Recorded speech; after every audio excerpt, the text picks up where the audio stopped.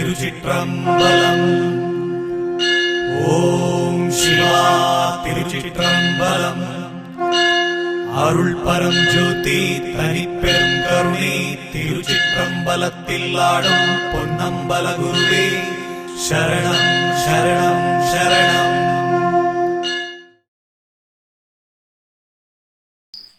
ತಿರುಚಿಟ್ರಂಬಲಂ ಅರುಳ್ ಪರಂ ಜ್ಯೋತಿ ತನಿಪೆರಂ ಕರುಣಿ. ಎಲ್ಲ ಜೀವರಾಶಿಗಳು ಚೆನ್ನಾಗಿರಲಿ. ಸರ್ವಲೋಕೋ ಸುಖಿನೋಭವಂತು. ಓಂ ಗುರುದೇವ್ ಶುಭಂ ಶುಭಂ ಶುಭಂ. ಗುರುವೇ ಶರಣಂ ಶರಣಂ ಶರಣಂ. ತಿರುಚಿಟ್ರಂಬಲಂ. ಮನುಷ್ಯನ ಜನ್ಮ ಅಂತೇಳಿದರೆ ಪವಿತ್ರವಾದ ಜನ್ಮ. ಮನುಷ್ಯ ಜನ್ಮ ಅಂತೇಳಿದರೆ ಬಹಳ ಪವಿತ್ರವಾದ ಜನ್ಮ. ಮನುಷ್ಯನಿಗೆ ಭಗವಂತ ವಿಶಿಷ್ಟವಾದ ಶಕ್ತಿಯನ್ನು ಕೊಟ್ಟಿದ್ದಾನೆ. ಎಲ್ಲ ಜೀವರಾಶಿಗಳಿಂದಲೂ ವಿಶಿಷ್ಟವಾದ ಶಕ್ತಿಯನ್ನು ವರದಾನವಾಗಿ ಕೊಟ್ಟಿದ್ದಾನೆ. ಇದನ್ನು ನಾವು ಅರ್ಥ ಮಾಡಿಕೊಳ್ಬೇಕಷ್ಟೇ. ಮನುಷ್ಯನ ಶಕ್ತಿಯನ್ನು ಸರಿಯಾದ ರೀತಿಯಲ್ಲಿ ಉಪಯೋಗಿಸಿಕೊಂಡವರು ನಮ್ಮ ಋಷಿಮುನಿಗಳು, ಸಾಧುಗಳು, ಸಂತರುಗಳು, ಯೋಗಿಗಳು ಅಂತ ಹೇಳ್ಬೋದು. ಅವರು ಮಾತ್ರ ಮನುಷ್ಯನ ಶಕ್ತಿಯನ್ನು ಸರಿಯಾದ ರೀತಿಯಲ್ಲಿ ಉಪಯೋಗಿಸಿದರು. ಆದರೆ ಇವತ್ತಿನ ಕಾಲದಲ್ಲಿ ಮನುಷ್ಯರೆಲ್ಲ ಹೊರಗಿನ ಶಕ್ತಿಯನ್ನು ಭಾಳಷ್ಟು ಇಷ್ಟಪಡ್ತಾರೆ. ಇವತ್ತಿನ ಕಾಲದ ಮನುಷ್ಯರೆಲ್ಲ ಹೊರಗಿನ ಶಕ್ತಿಯ ಬಗ್ಗೆ ಭಾಳಷ್ಟು ಒಲವು, ಭಾಳಷ್ಟು ಪ್ರೀತಿ. ಅವನ ಶಕ್ತಿ ಮೇಲೆ ಅವನಿಗೆ ನಂಬಿಕೆ ಇಲ್ಲ. ಹೊರಗಿರುವ ಎಲ್ಲ ಶಕ್ತಿಯ ಮೇಲೆ ನಂಬಿಕೆ ಇದೆ. ಯಾವ ರೀತಿಯ ಶಕ್ತಿಯನ್ನು ಕೊಟ್ಟರು ಭಗವಂತ? ಆ ದೇವರು ನಮಗೆ ಯಾವ ರೀತಿಯ ಶಕ್ತಿಯನ್ನು ಕೊಟ್ಟಿದ್ದಾರೆ? ಒಳ್ಳೆ ಬುದ್ಧಿಶಕ್ತಿಯನ್ನು ಕೊಟ್ಟಿದ್ದಾರೆ. ಆ ಬುದ್ಧಿಶಕ್ತಿ ಇರುವ ಕಾರಣ ಇವತ್ತು ಪ್ರಪಂಚ ಇಷ್ಟರ ಮಟ್ಟಿಗೆ ಡೆವಲಪ್ ಆಗಿದೆ. ಪ್ರಪಂಚ ಇಷ್ಟರ ಮಟ್ಟಿಗೆ ಬೆಳೀತಾ ಉಂಟು. ವೇಗವಾಗಿ ಸಾಗ್ತಾ ಉಂಟು ಪ್ರಪಂಚ. ಭಾಳಷ್ಟು ವೇಗವಾಗಿ ಸಾಗ್ತಾ ಉಂಟು ಪ್ರಪಂಚ. ಪುರಾತನ ಕಾಲವನ್ನು ನಾವು ಆಲೋಚನೆ ಮಾಡಿ ನೋಡಿದರೆ ನಮಗೆ ಬುದ್ಧಿ ಇಲ್ಲ ಇತ್ತು. ಯಾವುದ್ಯಾವುದೋ ರೀತಿಯಲ್ಲಿ ನಮ್ಮ ಜೀವನ ಇತ್ತು. ಆದಿ ಕಾಲದಲ್ಲಿ ಮನುಷ್ಯ ಹೇಗೆ ಇದ್ದ ಅಂತ ಹೇಳಿದರೆ ಎಲ್ಲರಿಗೂ ತಿಳಿದಂಥ ವಿಚಾರ. ಮನುಷ್ಯ ಯಾವ ರೀತಿ ಇದ್ದ ಅಂತೇಳಿ. ಆಗ ಮನುಷ್ಯನಿಗೆ ಯಾವುದೇ ರೀತಿಯ ಬುದ್ಧಿ ಇಲ್ಲ ಇತ್ತು. ಈ ಪ್ರಕೃತಿಯ ಮೂಲಕ, ಪ್ರಾಣಿ ಪಕ್ಷಿಗಳ ಮೂಲಕ ಒಂದೊಂದೇ ವಿಚಾರವನ್ನು ತಿಳಿದು ಇವತ್ತು ಈ ಪ್ರಪಂಚವನ್ನು, ಎಲ್ಲ ಜೀವರಾಶಿಗಳನ್ನು ಕಂಟ್ರೋಲಲ್ಲಿ ಇಡುವಂಥ ಶಕ್ತಿ ಮನುಷ್ಯ ಪಡೆದಿದ್ದಾನೆ. ಪುರಾತನ ಕಾಲದಲ್ಲಿ ನೋಡಿದರೆ ಮನುಷ್ಯನಿಗೆ ಬುದ್ಧಿಯೇ ಇಲ್ಲ ಇತ್ತು. ನಾವೆಲ್ಲ ಹೇಗಿದ್ದೆವು ಅಂತ ಹೇಳಿದರೆ ಬುದ್ಧಿ ಇಲ್ಲದವರಾಗಿದ್ದೆವು. ಮಾತನಾಡಲಿಕ್ಕೆ ಕೂಡ ನಮಗೆ ಗೊತ್ತಿಲ್ಲ ಇತ್ತು. ಮಾತು ಕೂಡ ಬರ್ತಲ್ಲ ಇತ್ತು ನಮಗೆ ಪುರಾತನ ಕಾಲದಲ್ಲಿ, ಆದಿ ಕಾಲದಲ್ಲಿ, ಮನುಷ್ಯ ಸೃಷ್ಟಿಯಾದ ಸಮಯದಲ್ಲಿ. ಮನುಷ್ಯ ಈ ಪ್ರಪಂಚದಲ್ಲಿ ಸೃಷ್ಟಿಯಾದ ಸಮಯದಲ್ಲಿ ಮನುಷ್ಯನಿಗೆ ಸರಿಯಾಗಿ ಮಾತಾಡಲಿಕ್ಕೆ ಗೊತ್ತಿಲ್ಲ ಇತ್ತು. ಯಾವುದರ ಬಗ್ಗೆ ಆಲೋಚನೆ ಮಾಡೋ ಶಕ್ತಿ ಇಲ್ಲ ಇತ್ತು. ಪ್ರಾಣಿ ಪಕ್ಷಿಗಳನ್ನು ನೋಡಿ, ಪ್ರಕೃತಿಯನ್ನು ನೋಡಿ, ಹಲವಾರು ವಿಚಾರಗಳನ್ನು ಗ್ರಹಿಸಿ ತನ್ನ ಬುದ್ಧಿಯನ್ನು ಸ್ವಲ್ಪ ಹೆಚ್ಚಿಸ್ತಾ ಹೋಗಿ ಪ್ರಪಂಚ ಇಷ್ಟರ ಮಟ್ಟಿಗೆ ಬೆಳೆದಿದೆ. ಆದ ಕಾರಣ ಜ್ಞಾನಕ್ಕೆ ಬೆಲೆ ಕಟ್ಟಕ್ಕೆ ಸಾಧ್ಯ ಇಲ್ಲ. ಬುದ್ಧಿ ಎಂಬುದು ನಿಮಿಷದಿಂದ ನಿಮಿಷಕ್ಕೆ ಬೆಳೆಯುತ್ತಿರುವಂಥ ಶಕ್ತಿ. ಅದು ಆಟೋಮೆಟಿಕ್ ಆಗಿ ಬರುವಂಥ ವಿಚಾರ. 1 ಗಂಟೆ ಹಿಂದೆ ನಾವು ಒಂದು ವಿಚಾರದ ಬಗ್ಗೆ ಆಲೋಚನೆ ಮಾಡಿದರೆ 1 ಗಂಟೆ ಕಳೆದ ಮೇಲೆ ನಾವು ಅದೇ ವಿಚಾರವನ್ನು ಇನ್ನೊಂದು ರೀತಿಯಲ್ಲಿ ಆಲೋಚನೆ ಮಾಡ್ತೇವೆ ನಾವು. ಕಾರಣ ಏನು? ನಮ್ಮ ಬುದ್ಧಿ ಬೆಳೀತಾನೆ ಇರ್ತದೆ ಒಳಗೆ, ನಮ್ಮ ಜ್ಞಾನ ಬೆಳೀತಾನೆ ಇರ್ತದೆ. ಈ ಜ್ಞಾನ ಎಲ್ಲಿಂದ ಬರ್ತದೆ? ತನ್ನ ಒಳಗೆ ಸೃಷ್ಟಿಯಾಗ್ತದೆ ಜ್ಞಾನ. ಹೊರಗಿನಿಂದ ಸಿಗುವುದಲ್ಲ ಜ್ಞಾನ. ಹೊರಗಿನಿಂದ ಸಿಗುವ ಜ್ಞಾನವನ್ನು, ತನ್ನ ಒಳಗಿರುವ ಜ್ಞಾನವನ್ನು ಎರಡನ್ನು ಹೋಲಿಕೆ ಮಾಡಿ ನೋಡಿದರೆ ತನ್ನ ಒಳಗಿರುವ ಜ್ಞಾನವೇ ಶ್ರೇಷ್ಠ. ಆದ ಕಾರಣ ನಮ್ಮ ಋಷಿಮುನಿಗಳೆಲ್ಲ ತನ್ನ ಅಂತರಂಗದ ಪ್ರಯಾಣವನ್ನು ಮಾಡಿದರು. ತನ್ನ ಅಂತರಂಗದ ಪ್ರಯಾಣದಲ್ಲಿ ಸಿಗುವ ಆನಂದವೇ ಬೇರೆ, ಸಿಗುವ ಜ್ಞಾನವೇ ಬೇರೆ. ಬಹಳಷ್ಟು ವಿಚಾರಗಳು ಸಿಗ್ತವೆ ತನ್ನ ಅಂತರಂಗದ ಪ್ರಯಾಣ ಮಾಡಿದರು.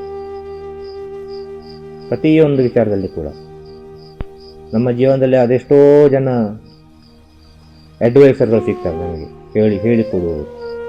ನಮ್ಮ ಜೀವನದಲ್ಲಿ ಅದೆಷ್ಟೋ ಜನ ಅಡ್ವೈಸರ್ಗಳು ಹೇಳಿಕೊಡುವರು ಸಿಗ್ತಾರೆ ನಮ್ಮ ಜೀವನದಲ್ಲಿ. ಅವರೆಲ್ಲ ಹೇಳೋ ವಿಚಾರನ ನಾವು ಕೇಳಿದರೂ ಕೂಡ ನಮ್ಮ ಅಂತರಾತ್ಮ, ನಮ್ಮ ಮನಸ್ಸಾಕ್ಷಿ ಇನ್ನೊಂದು ವಿಚಾರನ ಹೇಳ್ತಾ ಇರ್ತದೆ ಒಳಗಿಂದ. ಅದೇ ಸತ್ಯವಾದ ವಿಚಾರ. ನಮ್ಮ ಒಳಗೆ ಉದಯ ಆಗುವ ಜ್ಞಾನ ಅದುವೇ ಸತ್ಯವಾದ ವಿಚಾರ. ನಮ್ಮ ಋಷಿಮುನಿಗಳ ಜ್ಞಾನದಿಂದ ಈ ಪ್ರಪಂಚಕ್ಕೆ ಯಾವುದೇ ಕೆಡುಕು ಬರಲಿಲ್ಲ. ಎಲ್ಲ ಒಳ್ಳೆಯದನ್ನೇ ಹೇಳಿದ್ದಾರೆ. ಅವರು ಒಳ್ಳೊಳ್ಳೆ ವಿಚಾರಗಳನ್ನೇ ಹೇಳಿದ್ದಾರೆ. ಒಳ್ಳೊಳ್ಳೆ ವಿಚಾರವನ್ನೇ ಕೊಡುಗೆಯಾಗಿ ಕೊಟ್ಟಿದ್ದಾರೆ. ಅನೇಕ ವರಪ್ರಸಾದಗಳನ್ನು ಕೊಟ್ಟಿದ್ದಾರೆ ನಮಗೆ. ಯಾವ ರೀತಿಯಲ್ಲಿ ಕೊಟ್ಟಿದ್ದಾರೆ? ಒಂದು ವೇದಗಳ ಮೂಲಕ, ಮಹಾಕಾವ್ಯಗಳ ಮೂಲಕ, ಮಹಾಗ್ರಂಥಗಳ ಮೂಲಕ ನಮಗೆ ವರಪ್ರಸಾದವಾಗಿ ಕೊಟ್ಟಿದ್ದಾರೆ. ನಾವು ಅದರ ಬಗ್ಗೆ ಅಧ್ಯಯನ ಮಾಡೋದಿಲ್ಲ. ಅವರವರ ಧರ್ಮಕ್ಕೆ ತಕ್ಕ ಹಾಗೆ ಹಿಂದೂ ಧರ್ಮದಲ್ಲಿ ರಾಮಾಯಣ, ಮಹಾಭಾರತ, ಮಹಾಕಾವ್ಯಗಳು, ಭಾಗವತ, ಭಗವದ್ಗೀತೆ, ಸ್ಕಂದ ಪುರಾಣ, ಶಿವಪುರಾಣ, ಇನ್ನು ಅನೇಕ ವಿಚಾರಗಳು. ಇದೆಲ್ಲವೂ ಮನುಷ್ಯನ ಒಳಿತಿಗಾಗಿ ಹೇಳಿರುವಂಥ ವಿಚಾರ. ಈ ಎಲ್ಲ ಗ್ರಂಥಗಳ ಒಳಗಿರುವ ಸಾರಾಂಶ ಏನು ಅಂತ ಹೇಳಿದರೆ, ಎಲ್ಲ ಜೀವರಾಶಿಗಳು ಚೆನ್ನಾಗಿರಲಿ, ಸರ್ವಲೋಕೋ ಸುಖಿನೋ ಭವಂತು, ಪ್ರೀತಿಯೇ ದೇವರು, ದೇವರೇ ಪ್ರೀತಿ, love is God, God is love ಅಂತ ಹೇಳಿದರು. ಎಲ್ಲರನ್ನು ಪ್ರೀತಿಸಿ, ಎಲ್ಲರನ್ನು ಗೌರವಿಸಿ ಎಂಬ ವಿಚಾರವನ್ನೆಲ್ಲ ಹೇಳಿಕೊಟ್ರು. ಎಲ್ಲ ಜೀವರಾಶಿಯಲ್ಲಿ ಭಗವಂತ ಇದ್ದಾನೆ ಅಂತೇಳಿ. ಎಲ್ಲ ಜೀವರಾಶಿಯಲ್ಲಿ ಭಗವಂತ ಇದ್ದಾನೆ, ಭಗವಂತ ಇಲ್ಲದ ಸ್ಥಳ ಇಲ್ಲ ಎಂಬ ವಿಚಾರಗಳನ್ನೆಲ್ಲ ನಮ್ಮ ಋಷಿಮುನಿಗಳು ನಮಗೆ ತಿಳಿಸಿಕೊಟ್ರು. ಇದನ್ನು ನಾವು ಇವತ್ತು ಅಧ್ಯಯನ ಮಾಡೋದಿಲ್ಲ. ಬಹಳ ಕಷ್ಟ ಆಗ್ತದೆ ನನಗೆ ಅಧ್ಯಯನ ಮಾಡಲಿಕ್ಕೆ.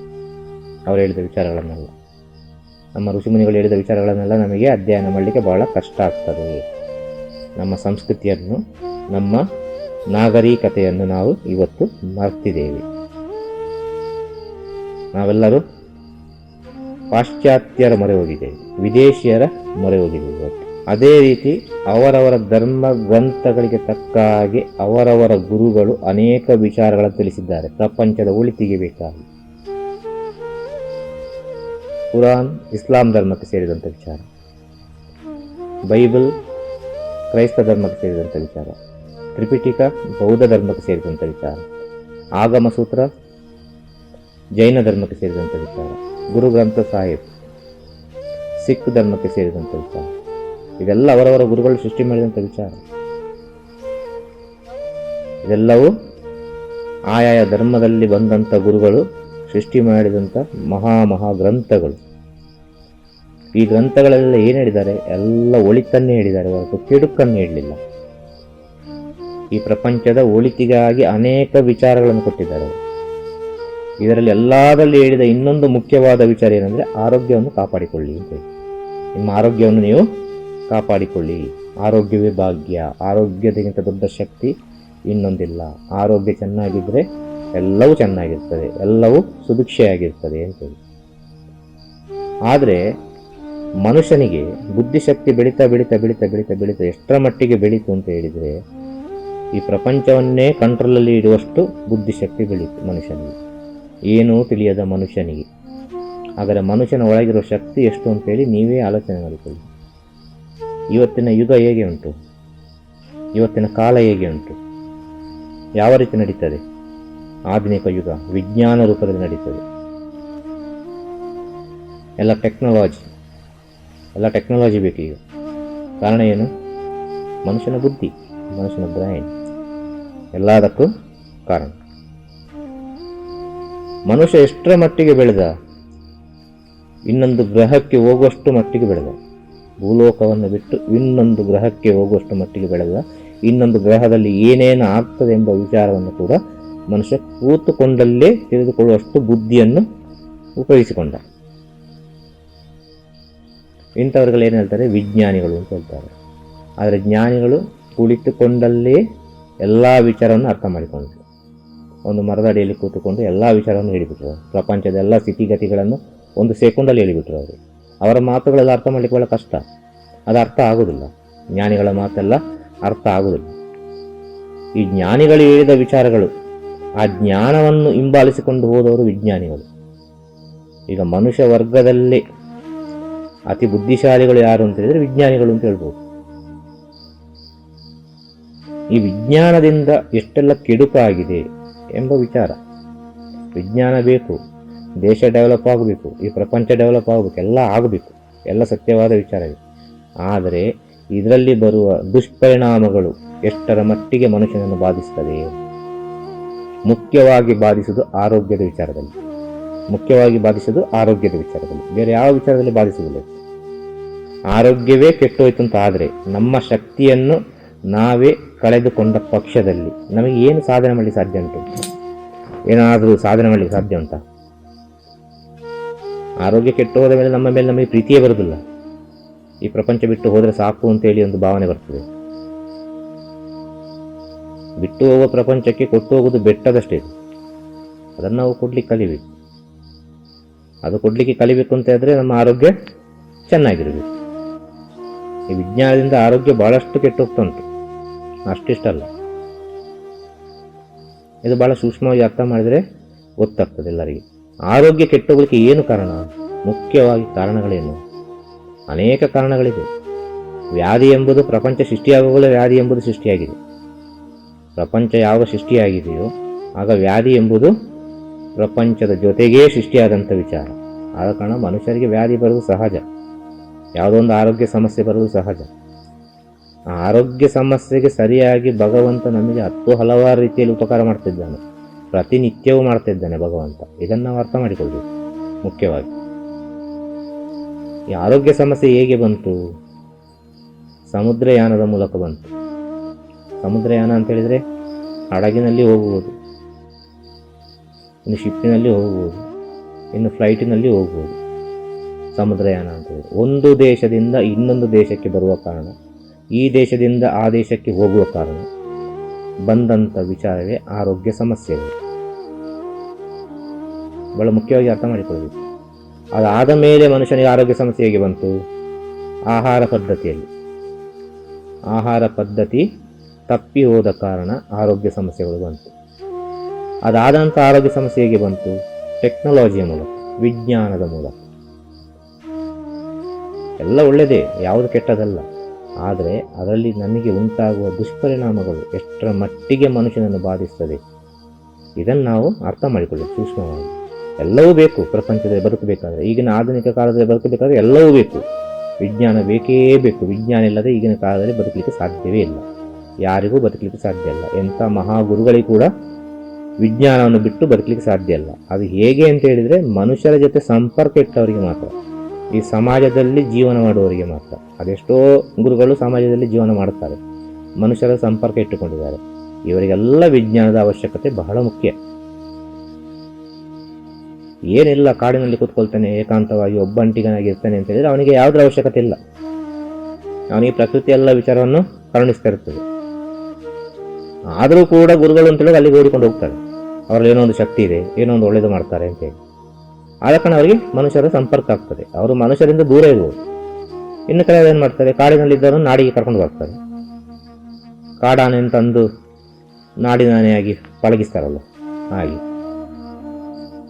ಕಾಡಿನಾನೆ ಕಾಡಿನಲ್ಲಿ ಇದ್ರೆ ಚಂದ ಅಲ್ವಾ?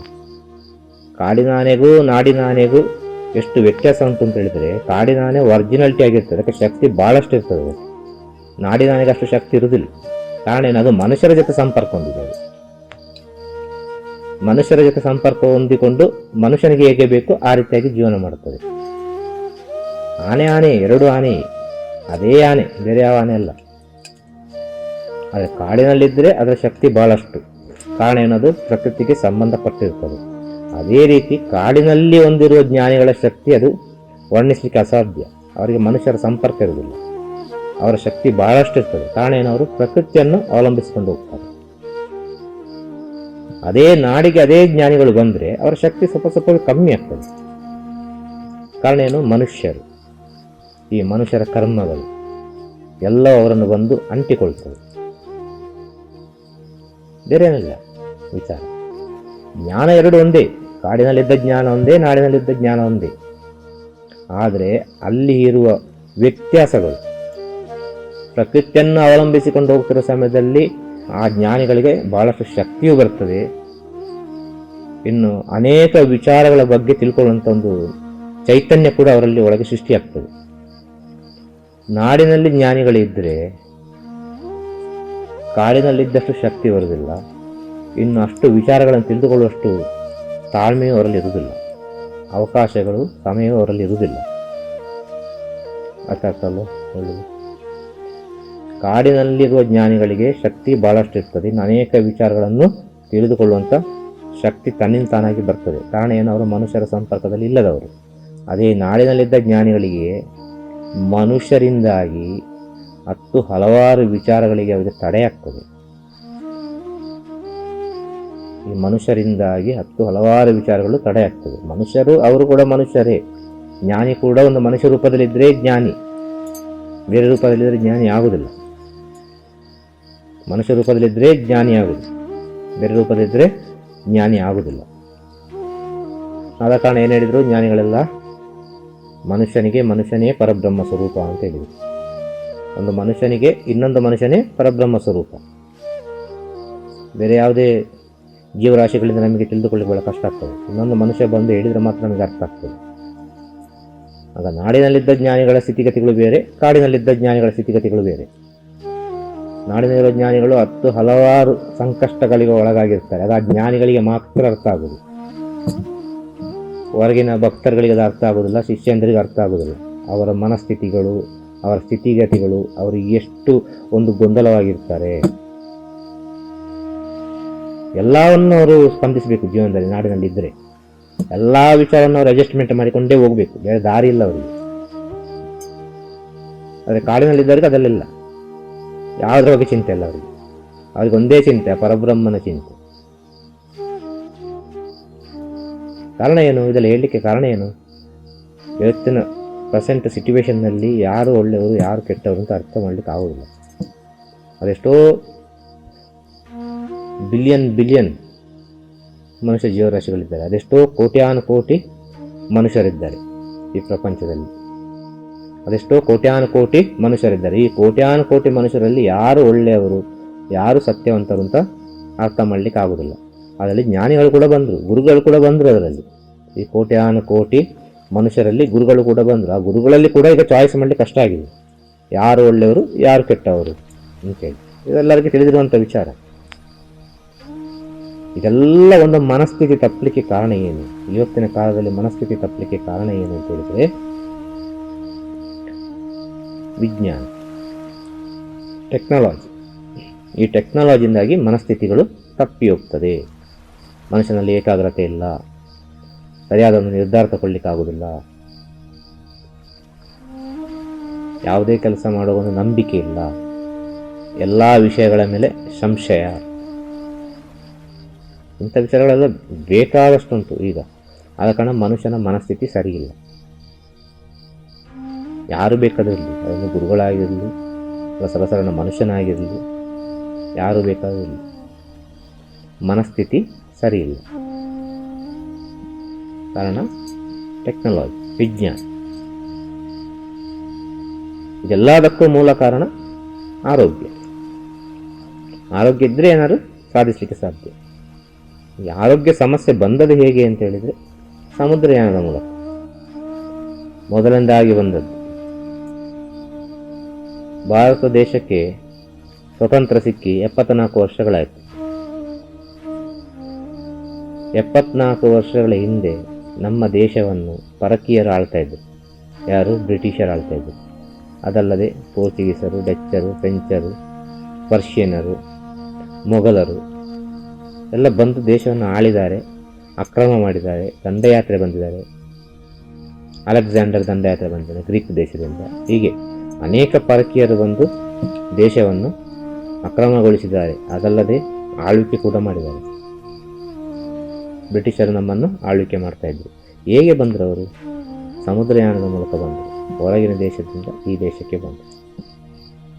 ಯಾವ ರೀತಿ ಬಂದರು? ವ್ಯಾಪಾರ ದೃಷ್ಟಿಯಲ್ಲಿ ಬಂದರು. ವ್ಯಾಪಾರ ದೃಷ್ಟಿಯಲ್ಲಿ ಬಂದು ಸ್ವಲ್ಪ ಸ್ವಲ್ಪವೇ ನಮ್ಮನ್ನು ಆಕ್ರಮಿಸಿ ಅವರ ವಿಚಾರಗಳನ್ನೆಲ್ಲ ನಮಗೆ ತುಂಬಿಸಿ ಒಂದೊಂದೇ ರಾಜ್ಯವನ್ನು ವಶಪಡಿಸಿ ಕೊನೆಗೆ ಭಾರತವನ್ನೇ ವಶಪಡಿಸಿಕೊಂಡರು. ಆಗ ನಮ್ಮ ಸಂಸ್ಕೃತಿ, ನಮ್ಮ ಕಲಾಚಾರ, ಎಲ್ಲ ವಿಚಾರಗಳು ತಪ್ಪಿ ಹೋಯಿತು. ಆವತ್ತಿನಿಂದ ಇವತ್ತಿನವರೆಗೆ ಬ್ರಿಟಿಷರು ಯಾವಾಗ ಬಂದು ನಮ್ಮ ದೇಶವನ್ನು ಆಳ್ವಿಕೆ ಮಾಡಲಿಕ್ಕೆ ಸ್ಟಾರ್ಟ್ ಮಾಡಿದರು, ಆವತ್ತಿನಿಂದ ಇವತ್ತಿನವರೆಗೆ ನಾವು ಪಾಶ್ಚಾತ್ಯರ ಮೊರೆ ಹೋಗಿದ್ದೇವೆ. ಪ್ರತಿಯೊಬ್ಬರು ಕೂಡ ನಮ್ಮ ಸಂಸ್ಕೃತಿಯನ್ನು ನಾವು ಮರ್ತಿದ್ದೇವೆ.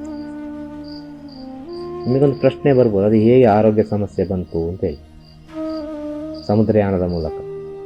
ಭಾರತ ದೇಶದ ವಾತಾವರಣವೇ ಬೇರೆ, ಭಾರತ ದೇಶದ ಆಹಾರವೇ ಬೇರೆ, ಪರಕೀಯರ ಆಹಾರವೇ ಬೇರೆ.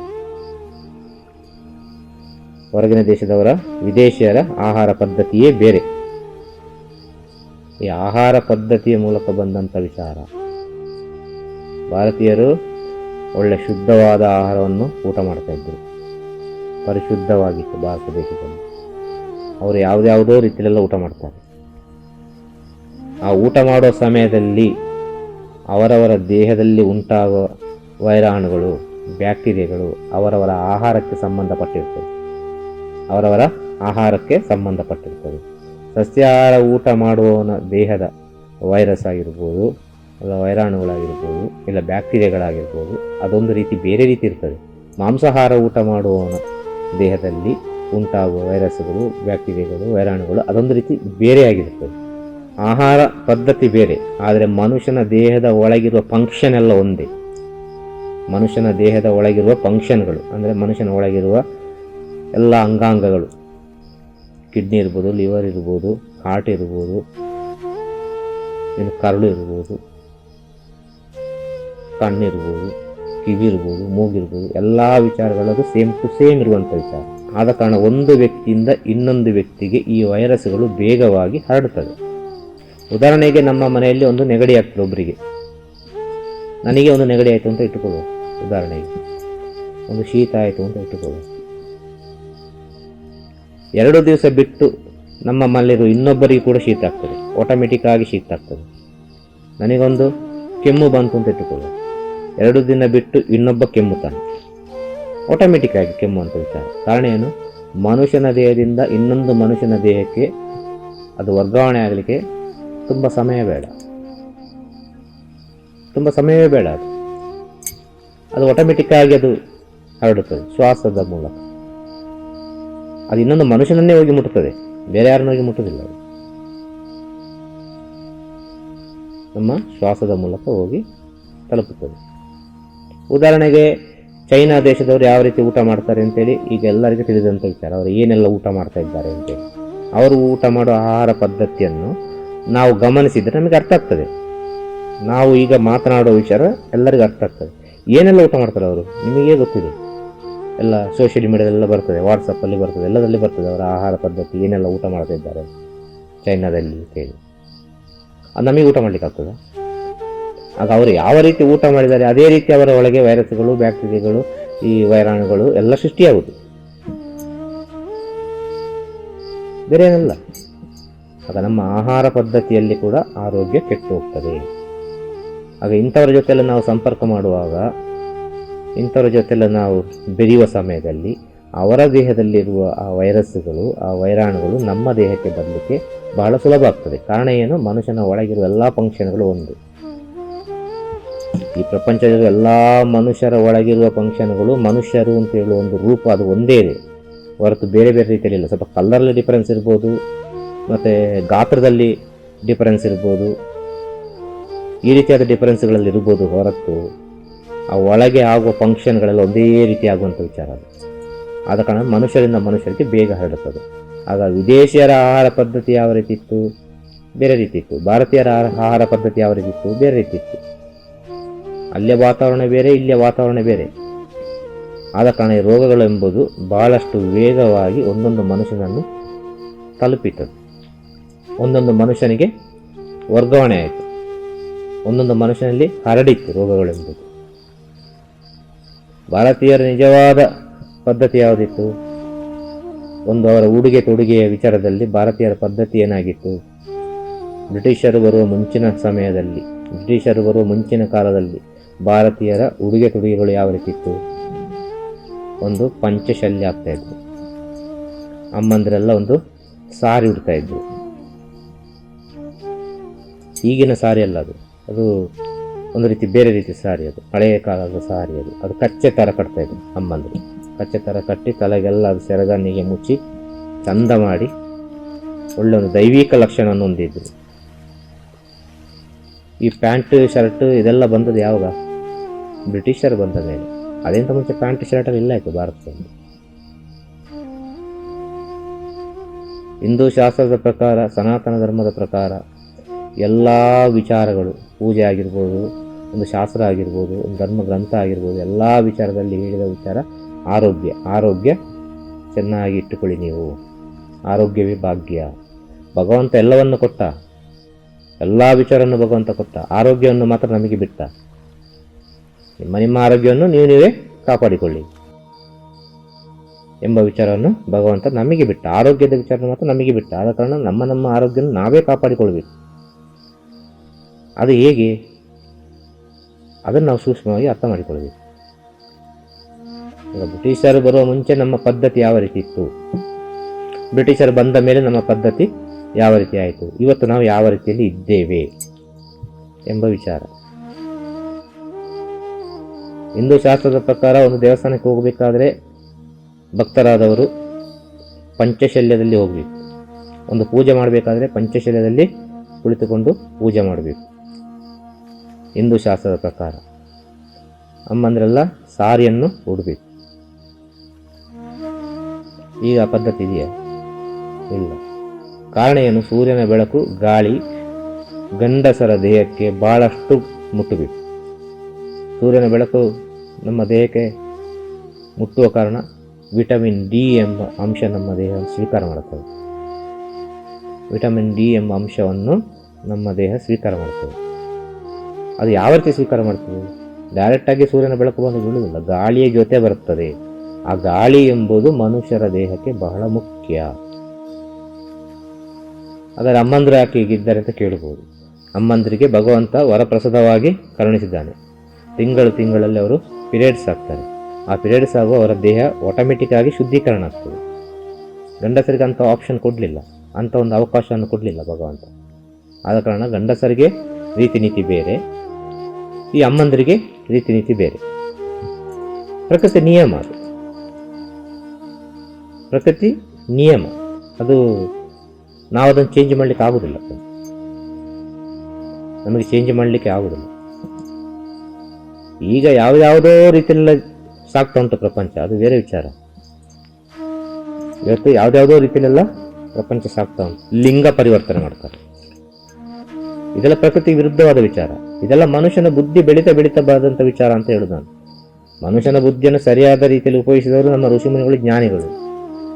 ಇವತ್ತು ಹೇಗೆ ಆಗಿದೆ ಅಂತ ಹೇಳಿದ್ರೆ ಲಿಂಗ ಪರಿವರ್ತನೆ ಮಾಡ್ತಾರೆ. ಗಂಡು ಹೆಣ್ಣು ಆಗ್ತಾರೆ, ಹೆಣ್ಣು ಗಂಡು ಆಗ್ತಾರೆ.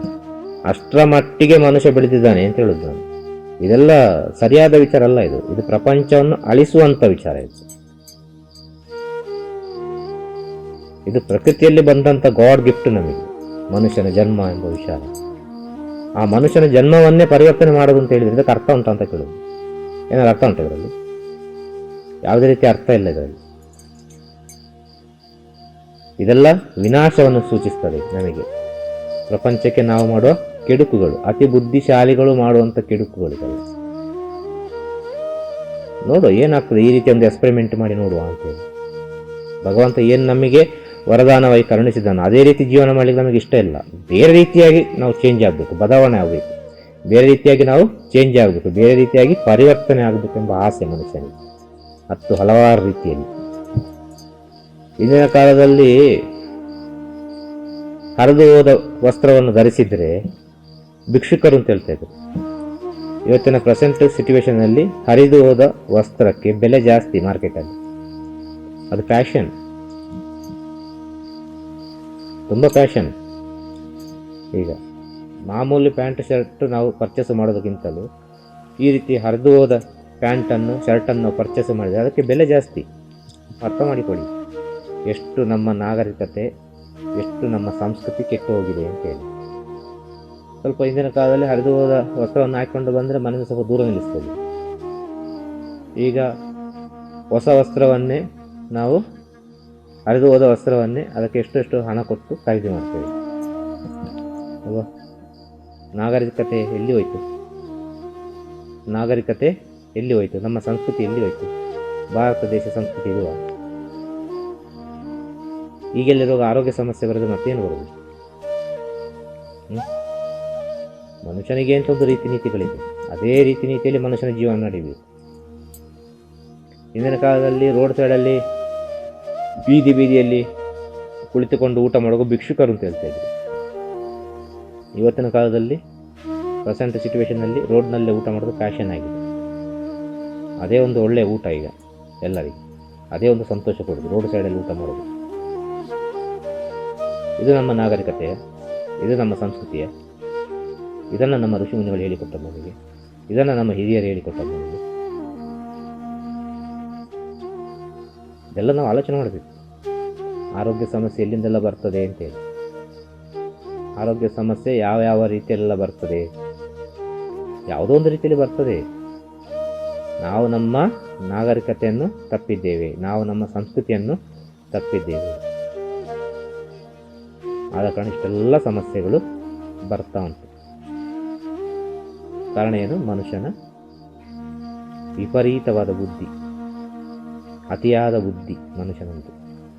ಈ ಅತಿಯಾದ ಬುದ್ಧಿಯಿಂದ ಆಗುವ ಅನಾಹುತಗಳು, ನಮ್ಮ ಋಷಿಮುನಿಗಳು ಹೇಳಿದ ವಿಚಾರದಲ್ಲಿ ಯಾವುದೇ ಅನಾಹುತಗಳಾಗಲಿಲ್ಲ, ಎಲ್ಲ ಒಳಿತಾಗಿದೆ. ಹಿಂದೂ ಶಾಸ್ತ್ರದ ಪ್ರಕಾರ ಒಂದು ಗೃಹ ಪ್ರವೇಶ ಆಗುವ ಸಮಯದಲ್ಲಿ ಒಂದು ಮನೆಯಲ್ಲಿ ಗಣಹೋಮವನ್ನು ಮಾಡ್ತಾರೆ, ಇನ್ನು ಅನೇಕ ರೀತಿಯ ಪೂಜೆಗಳನ್ನು ಮಾಡ್ತಾರೆ. ಅವರವರ ಜಾತಿಗೆ, ಅವರವರ ಧರ್ಮಕ್ಕೆ ತಕ್ಕಂತೆ ಹಲವಾರು ರೀತಿಯ ಯಾವುದೋ ಒಂದು ರೀತಿಯ ಪೂಜೆಯನ್ನು ಮಾಡ್ತಾರೆ. ಆಲ್ಮೋಸ್ಟ್ ಎಲ್ಲರ ಮನೆಯಲ್ಲಿ ಹಿಂದೂ ಶಾಸ್ತ್ರದ ಪ್ರಕಾರ ಒಂದು ಗಣಹೋಮವನ್ನು ಮಾಡಿಯೇ ಮಾಡ್ತಾರೆ, ಒಂದು ಹೋಮವನ್ನು ಮಾಡಿಯೇ ಮಾಡ್ತಾರೆ. ಆ ಹೋಮ ಮಾಡುವ ಉದ್ದೇಶ ಏನು? ಆ ಹೋಮ ಮಾಡುವ ಉದ್ದೇಶ ಏನು? ಆರೋಗ್ಯ ದೃಷ್ಟಿಯಲ್ಲಿ. ಮತ್ತು ಗಣಹೋಮ ಮಾಡಿದ ಕೂಡಲೇ ಗಣಪತಿ ಬರುವುದಿಲ್ಲ, ಅಲ್ಲಿ ಭಗವಂತ ಬರುವುದಿಲ್ಲ. ಹೋಮ ಮಾಡುವ ಉದ್ದೇಶ ಏನು? ಆರೋಗ್ಯ ದೃಷ್ಟಿಯಲ್ಲಿ ಹೇಳಿದಂಥ ವಿಚಾರ. ಕಾರಣ ಏನು? ಆ ಹೋಮಕ್ಕೆ ಹಾಕುವ ಸಮಿತಿಗಳು, ಆ ಯಜ್ಞಕ್ಕೆ ಹಾಕುವ ಸಮಿತಿಗಳು ಅದೆಲ್ಲ ಔಷಧ ಭರಿತವಾದ ಸಮಿತಿಗಳಾಗಿರ್ತದೆ, ಔಷಧದಿಂದ ತುಂಬಿದ ಸಮಿತಿಗಳಾಗಿರ್ತದೆ. ಅದರಲ್ಲಿ ಏನಾಗ್ತೇವೆ ನಾವು? ಹಸುವಿನ ಬೆರಣಿ ಹಾಕ್ತೇವೆ, ಅದಕ್ಕೆ ಕೊಬ್ಬರಿ ಹಾಕ್ತೇವೆ, ಇನ್ನು ಅನೇಕ ಗಿಡಮೂಲಿಕೆಗಳನ್ನು ಹಾಕ್ತೇವೆ, ನಾವು ತುಪ್ಪ ಹಾಕ್ತೇವೆ, ಅನೇಕ ವಿಚಾರಗಳನ್ನು ಹಾಕ್ತೇವೆ. ಅದರಿಂದ ಏನಾಗ್ತದೆ? ಅದರಿಂದ ಬರುವ ಹೊಗೆಯಿಂದಾಗಿ ಈ ಪ್ರಕೃತಿ ಚೆನ್ನಾಗಿರ್ತದೆ. ಈ ಪ್ರಕೃತಿಯಲ್ಲಿರುವ ಕೆಲವು ವೈರಸ್ಗಳು, ವೈರಾಣುಗಳು, ಬ್ಯಾಕ್ಟೀರಿಯಾಗಳು, ಸಣ್ಣ ಸಣ್ಣ ಕ್ರಿಮಿಗಳು, ಕಣ್ಣಿಗೆ ಕಾಣದ ಸೂಕ್ಷ್ಮ ಕ್ರಿಮಿಗಳಿರ್ತವೆ, ಇದೆಲ್ಲವೂ ನಾಶ ಆಗ್ತದೆ ಯಜ್ಞ ಮಾಡೋದ್ರಿಂದ. ಇದನ್ನು ಸೈನ್ಸ್ನಲ್ಲಿ ಒಪ್ಪುವುದಿಲ್ಲ. ಕೆಲವರು ಒಪ್ಪಿದ್ದಾರೆ, ಕೆಲವು ವಿಜ್ಞಾನಿಗಳು ಒಪ್ಪಿದ್ದಾರೆ, ಹೌದು ಸತ್ಯ ಅಂತೇಳಿ. ಇನ್ನು ಕೆಲವರು ಇದು ಒಪ್ಪುವುದಿಲ್ಲ. ಕಾರಣ ಏನು? ಈಗಿನ ಕಾಲದಲ್ಲಿ ಹೊಗೆ ಅಂದರೆ ಭಾಳ ಒಂದು ಅಲರ್ಜಿ ಅದರಲ್ಲಿ. ಹೊಗೆ ಅಂದರೆ ಅಲರ್ಜಿ, ಹೊಗೆ ಬರ್ತದೆ, ನಿಂತುಕೊಳ್ಳಿಕ್ಕೆ ಆಗುದಿಲ್ಲ ಅಲ್ಲಿ ಅಂತೇಳಿ. ಯಜ್ಞಕ್ಕೆ ತುಪ್ಪವನ್ನು ಹಾಕ್ತಾರೆ. ಯಜ್ಞಕ್ಕೆ ತುಪ್ಪವನ್ನು ಹಾಕುವ ಸಮಯದಲ್ಲಿ ಅಲ್ಲಿ ಅಮೃತ ಬಿಂದು ಎಂಬುದು ಸೃಷ್ಟಿಯಾಗ್ತದೆ. ಇದು ಕಣ್ಣಿಗೆ ಕಾಣದ ವಿಚಾರ, ಯಾವುದೇ ಒಂದು ಸೂಕ್ಷ್ಮ ದರ್ಶಕದಲ್ಲಿ ಸಿಗದಂಥ ವಿಚಾರ ಇದು. ಯಜ್ಞಕ್ಕೆ ತುಪ್ಪವನ್ನು ಹಾಕುವ ಸಮಯದಲ್ಲಿ ಒಂದು ಅಮೃತ ಬಿಂದು ಎಂಬುದು ಸೃಷ್ಟಿಯಾಗ್ತದೆ. ಆ ಅಮೃತ ಬಿಂದುವಿಂದಾಗಿ ಈ ಗಿಡಮೂಲಿಕೆಯನ್ನು ನಾವು ಯಜ್ಞಕ್ಕೆ ಹಾಕೋದ್ರಿಂದಾಗಿ ಗರಿಕೆ ಹುಲ್ಲಾಗ್ತೇವೆ, ಬಿಲ್ವಪತ್ರೆ ಹಾಕ್ತೇವೆ, ಇನ್ನು ಅನೇಕ ಗಿಡಮೂಲಿಕೆಗಳನ್ನು ನಾವು ಹಾಕ್ತೇವೆ ಅದಕ್ಕೆ ಯಜ್ಞ ಮಾಡುವ ಸಮಯದಲ್ಲಿ. ಎಲ್ಲ ಔಷಧ ಭರಿತವಾದ ಸಮಿತಿಗಳನ್ನು ಹಾಕ್ತೇವೆ ನಾವು. ಅದರಿಂದ ಬರುವ ಹೊಗೆ, ಅದಕ್ಕಷ್ಟು ಪವರ್ ಇದೆ, ಅದು ನಮ್ಮನ್ನೆಲ್ಲ ಕಾಪಾಡ್ತದೆ. ಇದರ ಉದ್ದೇಶವೇ, ಈ ಪೂಜೆ ಪುನಸ್ಕಾರಗಳ ಎಲ್ಲ ಉದ್ದೇಶವೇ ಆರೋಗ್ಯ ಚೆನ್ನಾಗಿರಬೇಕು ಅಂತೇಳಿ. ಬೇರೆ ಯಾವ ಉದ್ದೇಶ ಇಲ್ಲ ಇದರಲ್ಲಿ. ದೇವರು ಬರೋದಿಲ್ಲ ಪೂಜೆ ಮಾಡಿದ ಕೂಡಲೇ. ಆರೋಗ್ಯ ಚೆನ್ನಾಗಿರಬೇಕು ಅಂತೇಳಿ ಪೂಜೆ ಮಾಡೋದು. ಆರೋಗ್ಯ ಚೆನ್ನಾಗಿದ್ದರೆ ಎಲ್ಲವೂ ಚೆನ್ನಾಗಿರ್ತದೆ, ಭಗವಂತ ನಮ್ಮ ಜೊತೆಗಿದ್ದಾನೆ ಎಂದು ಅರ್ಥ. ಹಿಂದಿನ ಕಾಲದಲ್ಲಿ ಮನೆಯ ಮುಂದೆ, ಮನೆಯ ಸುತ್ತಲೂ ಗೋಮಯವನ್ನು ಸಾರಿಸ್ತಾ ಇದ್ರು. ಕಾರಣ ಏನು? ಆರೋಗ್ಯದ ಉದ್ದೇಶ. ನಮ್ಮ ಋಷಿಮುನಿಗಳು ಏನು ಹೇಳಿದರು? ಅಮ್ಮ ಬೆಳಗ್ಗೆ ಎದ್ದ ತಕ್ಷಣ ಗೋಮಯವನ್ನು ಮನೆಯ ಮುಂದೆ ಸಾರಿಸಿಬಿಡು ಅಂತ ಹೇಳಿದರು. ಯಾಕೆ ಹೇಳಿದರು? ಈ ಕಣ್ಣಿಗೆ ಕಾಣಾದ ಸೂಕ್ಷ್ಮ ಜೀವಿಗಳು, ಅದು ವೈರಸ್ ಆಗಿರ್ಬೋದು, ಬ್ಯಾಕ್ಟೀರಿಯಾ ಆಗಿರ್ಬೋದು, ಇನ್ನು ಅನೇಕ ರೀತಿಯ ಮನುಷ್ಯನಿಗೆ ತೊಂದರೆ ಕೊಡುವಂಥ ವೈರಸ್ಗಳು, ಅದು ಬಹಳ ಸೂಕ್ಷ್ಮ, ಅದು ಕಣ್ಣಿಗೆಲ್ಲ ಕಾಣುವುದಿಲ್ಲ. ಅದು ಅಷ್ಟು ಸೂಕ್ಷ್ಮವಾದ ವೈರಾಣುಗಳು, ಅದೆಲ್ಲ ಮನೆಯ ಒಳಗೆ ಪ್ರವೇಶ ಆಗಬಾರ್ದು ಎಂಬ ಉದ್ದೇಶಕ್ಕಾಗಿ ಹೇಳ್ತಾ ಇದ್ದರು. ಗೋಮೂತ್ರದಲ್ಲಿ ಮನೆಯನ್ನು ಶುದ್ಧ ಮಾಡಲಿಕ್ಕೆ ಹೇಳ್ತಾ ಇದ್ದರು. ಗೋಮೂತ್ರಕ್ಕೆ ಸ್ವಲ್ಪ ಅರಿಶಿನ ಹಾಕಿ ಮನೆಯನ್ನೆಲ್ಲ ಶುದ್ಧ ಮಾಡಮ್ಮ ಅಂತ ಹೇಳ್ತಾ ಇದ್ದರು. ಕಾರಣ ಏನು? ಆರೋಗ್ಯ ದೃಷ್ಟಿಯಲ್ಲಿ ಹೇಳಿದಂಥ ವಿಚಾರ. ಇದೆಲ್ಲ ದೊಡ್ಡ ಮೆಡಿಸನ್. ಪ್ರಕೃತಿಯಲ್ಲೇ ಮೆಡಿಸನ್ಗಳು ನಮಗೆ ಭಗವಂತ ವರಪ್ರಸಾದವಾಗಿ ಕರುಣಿಸಿದ್ದಾನೆ. ಇದನ್ನೇ ನಮ್ಮ ಋಷಿಮುನಿಗಳು ಹೇಳಿದರು. ಇಂದಿನ ಕಾಲದಲ್ಲಿ ನಮ್ಮ ಋಷಿಮುನಿಗಳೆಲ್ಲ ಗಿಡ ಮರಗಳನ್ನು ಪೂಜಿಸ್ತಾ ಇದ್ದರು. ಕಾರಣ ಏನು? ಎಲ್ಲ ಗಿಡ ಮರಗಳಲ್ಲಿ ಔಷಧಿ ಗುಣ ಉಂಟು, ಅದು ನಮ್ಮನ್ನು ಕಾಪಾಡ್ತಾ ಉಂಟು. ಇದುವೇ ದೊಡ್ಡ ಮೆಡಿಸನ್. ಬೇರೆ ಯಾವುದು ಮೆಡಿಸಿನ್ ಇಲ್ಲ ಪ್ರಪಂಚದಲ್ಲಿ. ಇದು ಗಾಡ್ ಗಿಫ್ಟ್. ಇದು ಉಚಿತವಾಗಿ ನಮಗೆ ಸಿಗ್ತಾ ಉಂಟು, ಫ್ರೀಯಾಗಿ ಸಿಗ್ತಾ ಉಂಟು ನಮಗೆ. ಭಗವಂತ ಫ್ರೀಯಾಗಿ ಕೊಡ್ತಾ ಇದ್ದಾನೆ ನಮಗೆ. ನಾವೇ ಈ ಪ್ರಕೃತಿಯನ್ನೆಲ್ಲ ನಾಶ ಮಾಡ್ತಾ ಬರ್ತಾ ಇದ್ದೇವೆ. ನಾವೇ ಪ್ರಕೃತಿಯನ್ನು ನಾಶ ಮಾಡ್ತಾ ಬರ್ತಾ ಇದ್ದೇವೆ. ಡಿಸ್ಟರ್ಬ್ ಆಗ್ತದೆ ಕೆಲವರಿಗೆಲ್ಲ. ಗಿಡ ಮರಗಳೆಲ್ಲ ಇದ್ದರೆ ಅಲ್ಲಿ ನೀಟ್ನೆಸ್ ಇರೋದಿಲ್ಲ ಅಂತೇಳಿ, ಅಲ್ಲಿ ಕ್ಲೀನ್ ಆಗಿರೋದಿಲ್ಲ ಅಂತೇಳಿ. ನಾವು ಕ್ಲೀನಾಗಿರಬೇಕು ಅಂತ ಆದರೆ 10 ಹಲವಾರು ಕ್ರಿಮಿಕೀಟಗಳಲ್ಲಿ ಇರಬೇಕು. ಅದೆಲ್ಲ ನಮ್ಮನ್ನು ಕಾಪಾಡ್ತಿರೋದು. ನಮಗೆ ಅದು ಅರ್ಥ ಆಗೋದಿಲ್ಲ. ನಮ್ಮ ಮನೆಯ ಸುತ್ತಲೂ ಗಿಡ ಮರಗಳಿರಬೇಕು. ಗಿಡ ಮರಗಳಿಲ್ಲದ ಪಕ್ಷದಲ್ಲಿ ಗಿಡ ಮರಗಳನ್ನು ನೆಡಬೇಕು ನಾವು. ಅದರ ಗಾಳಿ ಅಮೃತ ಗಾಳಿ ಅದು. ಇದಕ್ಕೆ ಸಾಕ್ಷಿಯಾಗಿ ಎಲ್ಲರೂ ಅನುಭವಿಸುವಂಥ ವಿಚಾರ. ನಮ್ಮ ಋಷಿಮುನಿಗಳು ಗಿಡ ಮರಗಳನ್ನು ಪೂಜೆ ಮಾಡ್ತಾ ಇದ್ರು, ಅದನ್ನು ಭಗವಂತ ಅಂತ ಹೇಳ್ತಾ ಇದ್ರು, ಪ್ರಕೃತಿಯನ್ನು ಭಗವಂತ ಅಂತ ಹೇಳಿದ್ದಾರೆ. ಇದಕ್ಕೆ ಎಲ್ಲರೂ ನಮ್ಮ ಹಿಂದೂ ಸಂಪ್ರದಾಯದ ಪ್ರಕಾರ, ಸನಾತನ ಧರ್ಮದ ಪ್ರಕಾರ ಸಾಕ್ಷಿಯಾಗಿ ಇವತ್ತಿಗೆ ಎಲ್ಲರೂ ನೋಡ್ಬೋದು, ನೋಡ್ತಾ ಇದ್ದಾರೆ, ಅನುಭವಿಸ್ತಾ ಇದ್ದಾರೆ. ಅದು ಹೇಗೆ ಅಂತ ಹೇಳಿದರೆ, ಮನೆಯ ಮುಂದೆ ಒಂದು ತುಳಸಿ ಕಟ್ಟೆ ನೆಟ್ಟಿದ್ದಾರೆ. ಎಲ್ಲ ಹೋಗಿ ಹೋಗಿ ಹೋಗಿ ಮನೆಯ ಮುಂದೆ ಒಂದು ತುಳಸಿ ಕಟ್ಟೆ ನೆಟ್ಟಿದ್ದಾರೆ. ಆ ಮನೆಯ ಮುಂದೆ ತುಳಸಿ ಕಟ್ಟೆ ಇಡ್ಲಿಕ್ಕೆ ಕಾರಣ ಏನು? ಆ ತುಳಸಿ ಗಿಡವನ್ನು ನಡಲಿಕ್ಕೆ ಕಾರಣ ಏನು?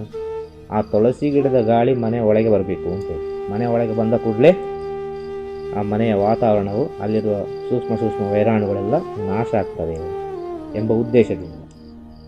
ಇನ್ನು ಕೆಲವು ದೇವಸ್ಥಾನಗಳಲ್ಲಿ ನೋಡಬಹುದು, ಬೇವಿನ ಮರ ಇರ್ತದೆ, ಅಶ್ವತ್ಥ ಮರ ಇರ್ತದೆ. ಇದಕ್ಕೆಲ್ಲ ಪ್ರದಕ್ಷಿಣೆ ಬರಲಿಕ್ಕೆ ಹೇಳ್ತಾರೆ. ಇವತ್ತು ಪ್ರೆಸೆಂಟ್ ಸಿಚುವೇಶನ್ ಹೇಳುದು, ಕೊನೆಗೆ ಇಷ್ಟು ಉಳಿದಿದೆ, ಕೊನೆಯ ಪಕ್ಷ ಇಷ್ಟು ಉಳಿದಿದೆ, ಇನ್ನು ಇದು ಕೂಡ ಮಾಯ ಆಗ್ಬೋದು ಮುಂದೆ.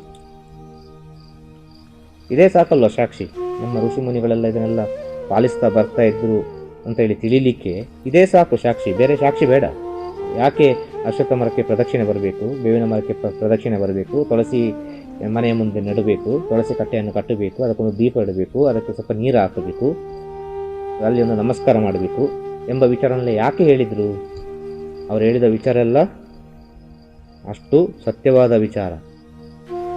ಕಾರಣ ಏನು? ಅವರೆಲ್ಲ ಹುಚ್ಚರಲ್ಲ, ಅವರು ಮಹಾಜ್ಞಾನಿಗಳು. ಅವರು ಹೇಳಿದ ಎಲ್ಲ ವಿಚಾರಗಳು ಕೂಡ ಮನುಷ್ಯರ ಒಳಿತಿಗಾಗಿ ಹೇಳಿದ್ದಾರೆ. ಇವತ್ತು ನಮಗೆ ಅದೆಲ್ಲ ಮಾಡಲಿಕ್ಕೆ ನಾಚಿಕೆ ಆಗ್ತದೆ. ಇವತ್ತು ಫ್ಲ್ಯಾಟ್ ಸಿಸ್ಟಮ್, ಎಲ್ಲ ಕಡೆ ಫ್ಲ್ಯಾಟ್, ಸಿಟಿಯಲ್ಲೆಲ್ಲ ಫ್ಲ್ಯಾಟಿನಲ್ಲಿ ತುಳಸಿ ಗಿಡ ಎಂಬ ವಿಚಾರವೇ ಇಲ್ಲ. ಅದೆಷ್ಟೋ ಮನೆಗಳಿಗೆ ನಾವು ಹೋಗಿದ್ದೇವೆ, ಫ್ಲ್ಯಾಟಿನಲ್ಲಿ ಎಲ್ಲಿಯೂ ಕೂಡ ತುಳಸಿ ಗಿಡ ಇಲ್ಲ. ನಾನು ಎಷ್ಟೋ ಮನೇಲಿ ಕೇಳಿದ್ದೇನೆ, ಒಂದು ತುಳಸಿ ಗಿಡ ಇಡ್ಬೋದಲ್ಲ ಅಂತ ಹೇಳಿ.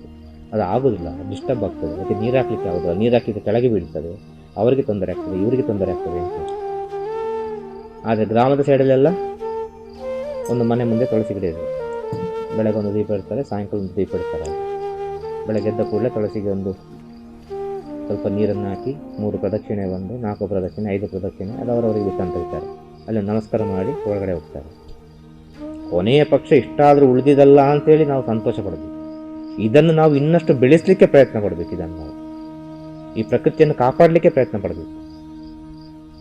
ಗಾಳಿಯಲ್ಲಿ ಅದೆಷ್ಟೋ ಔಷಧ ಗುಣಗಳು ನಮಗೆ ಬಂದು ಸೇರ್ತಾ ಉಂಟು. ಗಾಳಿಯಲ್ಲಿ ನಮಗೆ ಅರ್ಥ ಆಗುವುದಿಲ್ಲ. ಕಾರಣ ಏನು? ಎಲ್ಲ ಗಿಡ ಮರಗಳಲ್ಲಿ ಔಷಧ ಗುಣಗಳೇ ತುಂಬಿದೆ. ಫ್ರೀ ಸರ್ವಿಸ್, ಫ್ರೀ ಮೆಡಿಸಿನ್ ಭಗವಂತ ನಮಗೆ ಕೊಡ್ತಾ ಇದ್ದಾನೆ, ಉಚಿತವಾಗಿ ಕೊಡ್ತಾ ಇದ್ದಾನೆ. ಇದನ್ನು ನಮಗೆ ಅರ್ಥ ಮಾಡಿಕೊಳ್ಳಿಕ್ಕೆ ಆಗದಿದ್ದರೆ ನಾವು ಮನುಷ್ಯರ ಅಂತ ಕೇಳಿದ್ವಿ. ಮನುಷ್ಯರ ಅರ್ಥ ಮಾಡಿಕೊಳ್ಬೇಕು. ಪ್ರಕೃತಿ ಅಂದರೆ ಏನು, ಪ್ರಕೃತಿಯಿಂದ ಸಿಗುವ ಇಷ್ಟು ಉಪಕಾರಗಳು, ಪ್ರಕೃತಿ ಅಂದರೆ ಏನು, ಪ್ರಕೃತಿ ನಮ್ಮನ್ನು ಯಾವ ರೀತಿಯೆಲ್ಲ ಕಾಪಾಡ್ತಾ ಉಂಟು, ಪ್ರಕೃತಿ ಯಾವ ರೀತಿ ನಮ್ಮನ್ನೆಲ್ಲ ಸೇವ್ ಮಾಡ್ತಾ ಉಂಟು ಎಂಬ ವಿಚಾರವನ್ನು ನಾವು ಅರ್ಥ ಮಾಡಿಕೊಳ್ಬೇಕು. ಅರ್ಥ ಮಾಡಿದರೆ ಮಾತ್ರ ಈ ಮನುಷ್ಯ ಜನ್ಮಕ್ಕೊಂದು ಅರ್ಥ ಸಿಗ್ತದೆ. ಇಲ್ಲದ್ರೆ ಮನುಷ್ಯ ಜನ್ಮಕ್ಕೆ ಅರ್ಥ ಸಿಗುವುದಿಲ್ಲ. ಖಂಡಿತವಾಗಿ ಮನುಷ್ಯ ಜನ್ಮಕ್ಕೆ ಅರ್ಥ ಸಿಗುವುದಿಲ್ಲ. ಪ್ರಕೃತಿಯನ್ನು ಪ್ರೀತಿಸಿ, ಪ್ರಕೃತಿಯನ್ನು ಬೆಳೆಸಿ. ಇದೆಲ್ಲ ಗಾಡ್ ಗಿಫ್ಟ್. ಇದೆಲ್ಲ ನಮಗೆ ಬೇಕಾದರೆ ಸಿಗುವಂಥ ವಿಚಾರ ಅಲ್ಲ. ಕಳೀಲಿಕ್ಕೆ ಸುಲಭ. ಮರವನ್ನು ಬೆಳೆಸಲಿಕ್ಕೆ ಭಾಳ ಕಷ್ಟ ಉಂಟು. ಯಾವುದೇ ಒಂದು ಸಸಿಯನ್ನು ಬೆಳೆಸಲಿಕ್ಕೆ ಭಾಳ ಕಷ್ಟ ಉಂಟು. ಅದನ್ನು ಕೀಳಲಿಕ್ಕೆ ಬಹಳ ಸುಲಭ, 1 ನಿಮಿಷದ ಕೆಲಸ. ಈಗಿನ ಟೆಕ್ನಾಲಜಿಯಲ್ಲಿ ಎಷ್ಟು ದೊಡ್ಡ ಮರವನ್ನು ಕೂಡ 5 ನಿಮಿಷದಲ್ಲಿ ಕಡಿದು ಬಿಡ್ತಾರೆ. ಆದರೆ ಅದು ಬೆಳೀಲಿಕ್ಕೆ ಎಷ್ಟು ಕಷ್ಟ. ಅದೆಲ್ಲ ಇದ್ದ ಕಾರಣ ನಾವು ಇಷ್ಟು ಚೆನ್ನಾಗಿದ್ದೇವೆ. ಗ್ರಾಮದ ಸೈಡ್ನಲ್ಲಿ ಇದ್ದವರಿಗೆ ಆರೋಗ್ಯ ಸಮಸ್ಯೆ ಇಲ್ಲ. ಪಟ್ಟಣದ ಸೈಡ್ನಲ್ಲಿ ಇರೋರಿಗೆಲ್ಲ ಆರೋಗ್ಯ ಸಮಸ್ಯೆ ಭಾಳಷ್ಟು. ಪಟ್ಟಣದಲ್ಲಿ ಬೇಕಾದಷ್ಟು ಆಸ್ಪತ್ರೆ ಇದೆ. ಒಂದೊಂದು ಬೀದಿಗೆ, ಒಂದೊಂದು ರೋಡಿಗೆ 10 ನರ್ಸಿಂಗ್ ಹೋಮ್ ಇದೆ.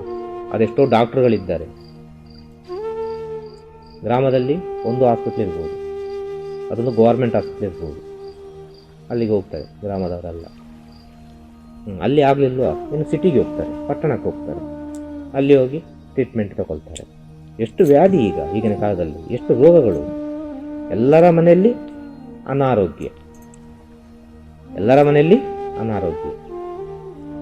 ಒಂದು ಮನೆಯಲ್ಲಿ 4 ಜನ ಇದ್ದರೆ ಅಪ್ಪ, ಅಮ್ಮ, ಮಗ, ಮಗಳು ಅಂತೇಳಿ 4 ಜನ ಇದ್ದ ಪಕ್ಷದಲ್ಲಿ 4 ಜನಕ್ಕೆ 4 ವಿಧದ ಡಾಕ್ಟರ್ಗಳು. 4 ಜನಕ್ಕೆ 4 ವಿಧದ ಡಾಕ್ಟರ್ಗಳು. ಅಪ್ಪನಿಗೊಬ್ಬರು ಡಾಕ್ಟ್ರು, ಅಮ್ಮನಿಗೊಂದು ಡಾಕ್ಟ್ರು, ಮಗನಿಗೊಂದು ಡಾಕ್ಟ್ರು, ಮಗಳಿಗೊಂದು ಡಾಕ್ಟ್ರು. ಎಲ್ಲರ ರೂಮಿನಲ್ಲಿ ಔಷಧ ಇದ್ದೇ ಇರ್ತದೆ. ಅದೇ ಇಂದಿನ ಕಾಲದಲ್ಲಿ ಔಷಧ ಇತ್ತ? ಏನೋ ಒಂದು ಸಣ್ಣ ಪುಟ್ಟ ವ್ಯಾಧಿಗಳು ಬರ್ತಾ ಇತ್ತು, ಅದರ ಪಾಡಿಗೆ ಅದು ಹೋಗ್ತಾ ಇರ್ತದೆ ಯಾವುದೋ ಒಂದು ರೀತಿಯಲ್ಲಿ. ಅದೇ ಹೇಳಿದ್ದು, ಪರಕೀಯರು ಬಂದ ನಂತರ ಭಾರತ ದೇಶದಲ್ಲಿ ವ್ಯಾಧಿ ಜಾಸ್ತಿ ಆಯಿತು ಅಂತೇಳಿ ಅರ್ಥ ಮಾಡಿಕೊಳ್ಬೇಕು. ಇದು ಹಾಗೆಯೇ ಬರುವಂಥ ವಿಚಾರ, ಒಂದೊಂದು ಹಂತವಾಗಿ ಬರುವಂಥ ವಿಚಾರ.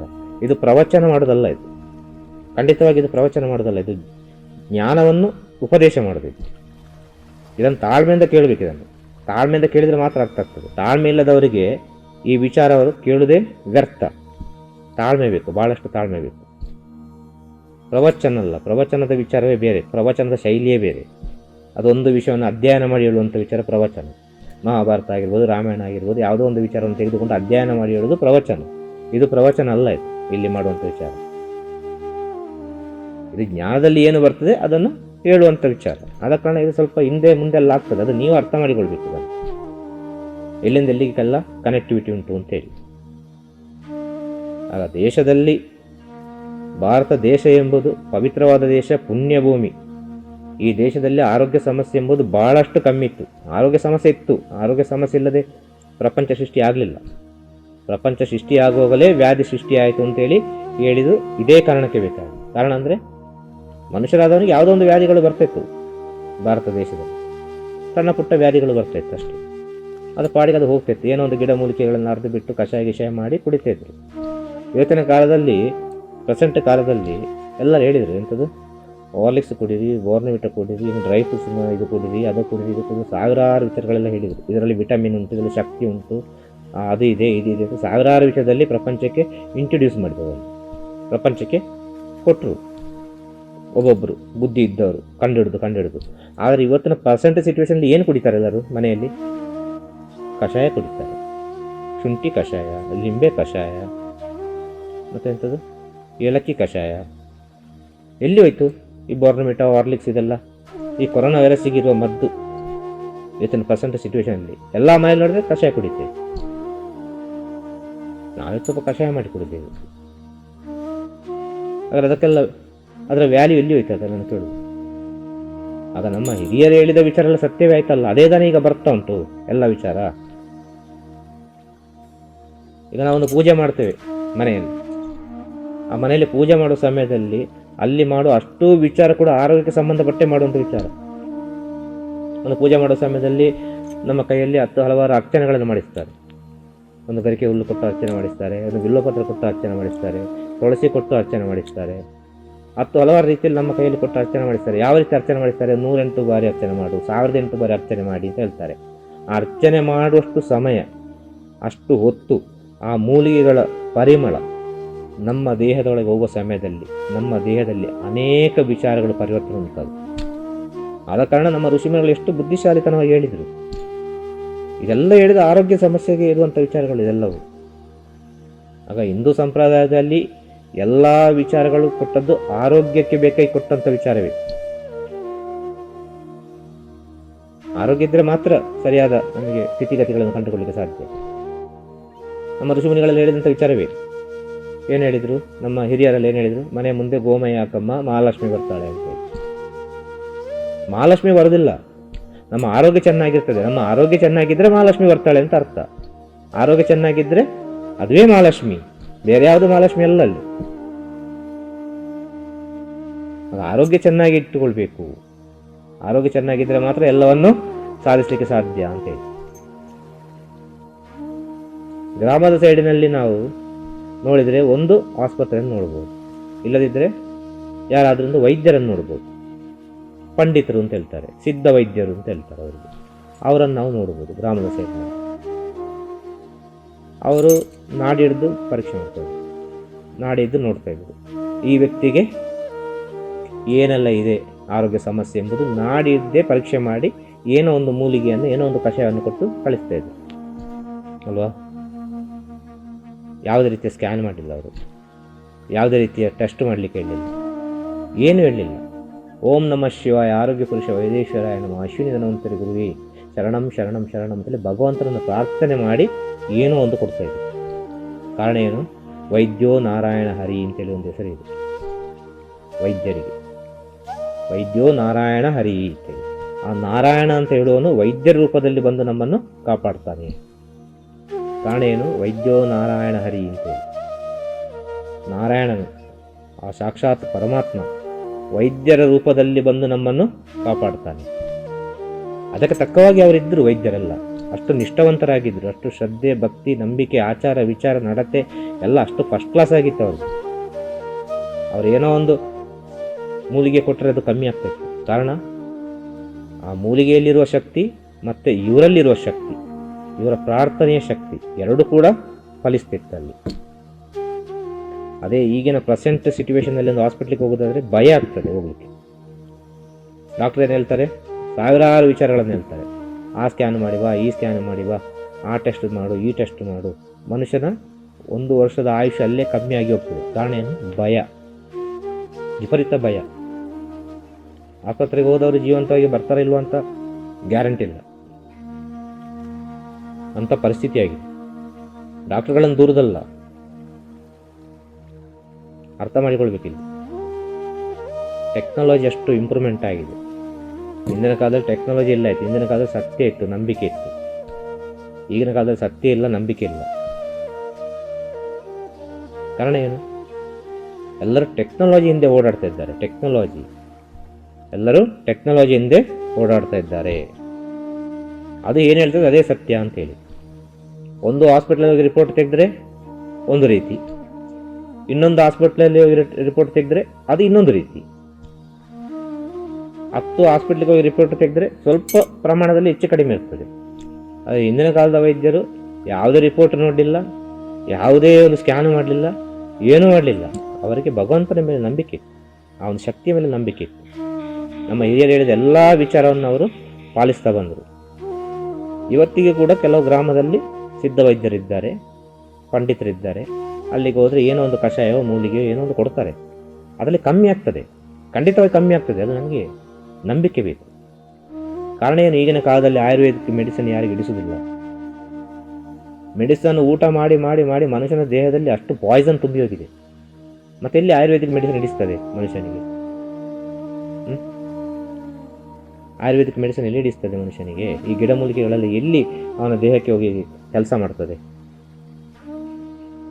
ಏನು ಸಣ್ಣ ತಲೆನೋವು ಬಂದರೂ ಟ್ಯಾಬ್ಲೆಟ್, ಒಂದು ಕಿವಿ ನೋವು ಬಂದರೂ ಟ್ಯಾಬ್ಲೆಟ್, ಒಂದು ಕಣ್ಣು ನೋವು ಬಂದರೂ ಟ್ಯಾಬ್ಲೆಟ್, ಇಂಜೆಕ್ಷನ್, ಸಾವಿರಾರು ವಿಚಾರಗಳು. ಆಗ ನಮ್ಮ ದೇಹದ ಒಳಗಿನ ರಾಸಾಯನಿಕ ಕ್ರಿಯೆಗಳು, ಅಂದರೆ ರಿಲೀಸ್ ಆಗುವ ಹಾರ್ಮೋನುಗಳು, ಗೊತ್ತಾಯ್ತಲ್ಲ, ನಮ್ಮ ದೇಹದ ಒಳಗಿರೋ ರಾಸಾಯನಿಕ ಪದಾರ್ಥಗಳು, ಅಂದರೆ ನಮ್ಮ ದೇಹದ ಒಳಗೆ ಉತ್ಪತ್ತಿಯಾಗುವ ಹಾರ್ಮೋನುಗಳೆಲ್ಲವೂ ಅದರ ಒರಿಜಿನಾಲಿಟಿಯನ್ನು ಕಳೆದುಕೊಂಡಿರ್ತವೆ. ಈ ಟ್ಯಾಬ್ಲೆಟೆಲ್ಲ ಊಟ ಮಾಡೋ ಕಾರಣ, ಇಂಜೆಕ್ಷನ್ ತಗೊಳ್ಳೋ ಕಾರಣ, ಈ ಮೆಡಿಸನ್ ಎಲ್ಲ ನಾವು ಊಟ ಮಾಡೋ ಕಾರಣ ಹಲವಾರು ವಿಚಾರದಲ್ಲಿ ನಮಗೆ ಅರಿವಿಲ್ಲದಾಗೆ ತೊಂದರೆ ಬರ್ತದೆ. ತಲೆನೋವಿಗೆ ಅಂತೇಳಿ ಒಂದು ನಾವು ಟ್ಯಾಬ್ಲೆಟ್ ತೊಗೊಂಡ್ರೆ ಆ ಕ್ಷಣದಲ್ಲಿ ತಲೆನೋವು ಕಮ್ಮಿ ಆಗ್ತದೆ. ಒಂದು 6 ತಿಂಗಳು ಬಿಟ್ಟು ಇನ್ನೊಂದು ರೀತಿಯ ವ್ಯಾಧಿ ನಮ್ಮ ದೇಹದೊಳಗೆ ಸೃಷ್ಟಿಯಾಗ್ತದೆ. ಬೇರೆ ದಾರಿ ಇಲ್ಲ, ಟ್ಯಾಬ್ಲೆಟ್ ತೊಗೊಂಡೆ ಆಗಬೇಕು. ಈಗಿನ ಕಾಲದಲ್ಲಿ ಎಲ್ಲರೂ ಅಷ್ಟು ವೇಗವಾಗಿ ಹೋಗ್ತಾ ಇದ್ದಾರೆ. ಒಂದು ಮೂಲಿಗೆ ಕೊಟ್ಟಿದ್ದನ್ನು ಊಟ ಮಾಡಪ್ಪ ಅಂತ ಹೇಳಿದರೆ ಅದು ಅವರಿಗೆ ತೃಪ್ತಿ ಇಲ್ಲ. ಅವ್ರಿಗೆ ಹಾಸ್ಪಿಟ್ಲಿಗೆ ಹೋಗಿ ಡಾಕ್ಟ್ರುಗಳು ಟೆಸ್ಟ್ ಮಾಡಿದರೆ ಅವ್ರಿಗೆ ತೃಪ್ತಿ. ಅವರಿಗೆ ಆಸ್ಪತ್ರೆಗೆ ಹೋಗಿ ಡಾಕ್ಟ್ರುಗಳು ಟೆಸ್ಟ್ ಮಾಡಿ ಏನೋ ಒಂದು ಮೆಡಿಸನ್ ಬರೆದು ಕೊಟ್ಟರೆ ಮಾತ್ರ ಅವರಿಗೆ ತೃಪ್ತಿ. ಇದನ್ನು ಆಲೋಚನೆ ಮಾಡಿ, ನೀವೇ ಹೇಳುವ ವಿಚಾರವನ್ನು ನೀವೇ ಆಲೋಚನೆ ಮಾಡಿಕೊಳ್ಬೇಕು. ಅಷ್ಟು ಶಕ್ತಿ ಉಂಟು ನಮ್ಮ ಮೂಲಿಗೆಯಲ್ಲೆಲ್ಲ. ಅದು ಒರಿಜಿನಲ್, ಅದು ಡೂಪ್ಲಿಕೇಟ್ ಅಲ್ಲ. ಅದು ಕಾರಣ ನಮಗೆ ಅದು ಈಗಿನ ಕಾಲಕ್ಕೆ ಸೆಟ್ ಆಗುವುದಿಲ್ಲ. ಕಾರಣ ಏನು? ಆ ಒರಿಜಿನಲ್ ಎಂಬ ವಿಚಾರ ನಮ್ಮ ದೇಹದೊಳಗೆ ಹೋದ ಕೂಡಲೇ ನಮ್ಮ ದೇಹದಲ್ಲಿ ಪರಿವರ್ತನೆ ಆಗಲಿಕ್ಕೆ ಬಹಳ ಕಷ್ಟ ಆಗ್ತದೆ. ಕಷ್ಟ ಆಗಲಿಕ್ಕೆ ಕಾರಣ ಏನು? ನಾವು ಈ ರೀತಿಯಾದೆಲ್ಲ ಮೆಡಿಸಿನ್ಗಳನ್ನು ಊಟ ಮಾಡೋ ಕಾರಣ. ಇಲ್ಲದೋದ ಪಕ್ಷದಲ್ಲಿ ಅದು ಕಷ್ಟ ಆಗೋದಿಲ್ಲ.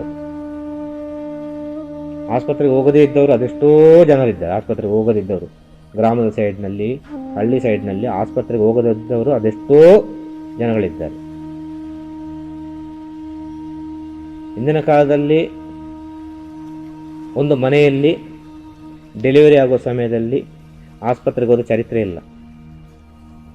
ಇಂದಿನ ಕಾಲದಲ್ಲಿ ಒಂದು ಮನೆಯಲ್ಲಿ ಡೆಲಿವರಿ ಆಗುವ ಸಮಯದಲ್ಲಿ ಆಸ್ಪತ್ರೆಗೆ ಹೋದ ಚರಿತ್ರೆ ಇಲ್ಲ. ಮನೆಯಲ್ಲಿದ್ದ ಹಿರಿಯರು, ಅಕ್ಕಪಕ್ಕದಲ್ಲಿದ್ದ ಅಮ್ಮಂದರು ಬಂದು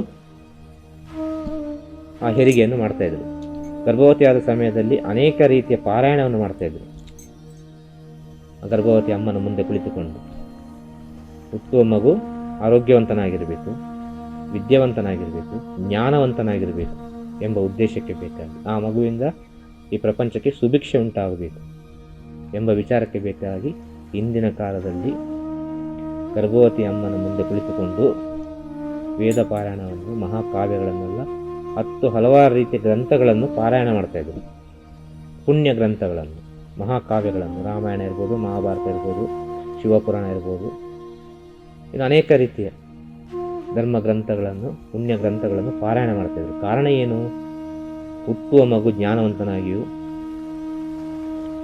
ಆರೋಗ್ಯವಂತನಾಗಿಯೂ ಆಚಾರ ವಿಚಾರ ನಡೆಯಲ್ಲಿ ಸದ್ಗುಣವಂತವನಾಗಿಯೂ ಜನಿಸಬೇಕೆಂಬ ಉದ್ದೇಶಕ್ಕೆ ಬೇಕಾಗಿ. ಆ ರೀತಿ ಜನಿಸಿದರೆ ದೇಶಕ್ಕೊಂದು ಸುಭಿಕ್ಷೆಯನ್ನು ಕರುಣಿಸಲಿಕ್ಕೆ ಆಗ್ತದೆ ಎಂಬ ಉದ್ದೇಶ. ಆ ಸತ್ಯವೂ ಕೂಡ ಹೌದು. ಅದೇ ಈಗಿನ ಕಾಲದಲ್ಲಿ ಒಂದು ಡೆಲಿವರಿ ಆಗಬೇಕಾದ್ರೆ, ಒಂದು ಅಮ್ಮ ಪ್ರೆಗ್ನೆಂಟ್ ಆಯಿತು ಅಂತ ಹೇಳಿದ ಕೂಡಲೇ ಆಸ್ಪತ್ರೆಗೆ ಹೋಗ್ತಾರೆ. ಮೊದಲು ಆಸ್ಪತ್ರೆಗೆ ಹೋಗ್ತಾರೆ. ಅಲ್ಲಿಂದ ಟ್ರೀಟ್ಮೆಂಟ್ ಸ್ಟಾರ್ಟ್ ಆಗ್ತದೆ. ಆ ಟ್ರೀಟ್ಮೆಂಟ್ ಏನಾಗ್ತದೆ?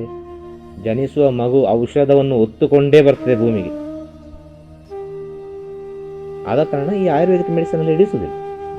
ಅಮ್ಮನ ಗರ್ಭದಲ್ಲಿರುವಾಗಲೇ ಸಾವಿರಾರು ಮೆಡಿಸಿನ್ಗಳು. ಮತ್ತು ಆ ಮಗುವಿಗೆ ಆಯುರ್ವೇದಿಕ್ ಮೆಡಿಸಿನ್ ಎಲ್ಲಿ ಸೆಟ್ ಆಗ್ತದೆ? ಮತ್ತು ಆ ಮಗುವಿಗೆ ಈ ಆಯುರ್ವೇದಿಕ್ ಔಷಧಗಳೆಲ್ಲ ಎಲ್ಲಿ ಸರಿ ಬರ್ತದೆ? ಮಗುವಿಗೆ ಗರ್ಭವತಿಯಾಗಿರುವಾಗಲೇ ಆಸ್ಪತ್ರೆಗೆ ಹೋದರೆ ಎಲ್ಲಿ ಸರಿ ಬರ್ತದೆ? ಇಂದಿನ ಕಾಲ ಯಾರು ಹೋಗಲಿಲ್ಲ ಆಸ್ಪತ್ರೆಗೆ. ಡೆಲಿವರಿ ಕೂಡ ಅಷ್ಟು ಚೆನ್ನಾಗಿ ಆಗ್ತಿತ್ತು, ಎಲ್ಲ ನಾರ್ಮಲ್ ಡೆಲಿವರಿ ಆಗ್ತಿತ್ತು. ಅದೇ ಈಗಿನ ಕಾಲದಲ್ಲಿ ನಾರ್ಮಲ್ ಡೆಲಿವರಿ ಆಗೋದು ಬಹಳ ಕಷ್ಟ.